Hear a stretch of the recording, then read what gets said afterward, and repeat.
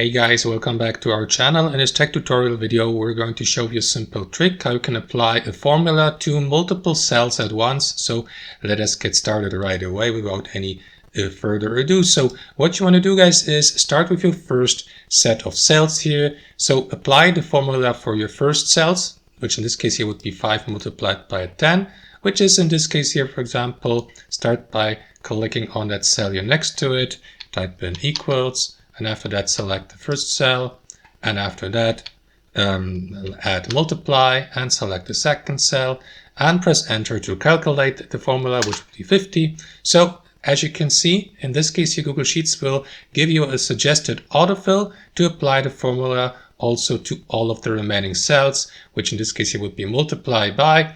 And as you can see, you can use your calculator. That suggested autofill table is absolutely correct. So you may accept that suggested autofill by clicking on that checkmark icon here.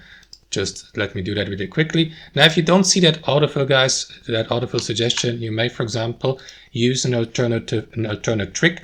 Once you have entered and calculated your first formula, which in this case here would be that cell multiplied by that, simply select that cell here to the right, press left shift on your keyboard and select the lowermost cell here.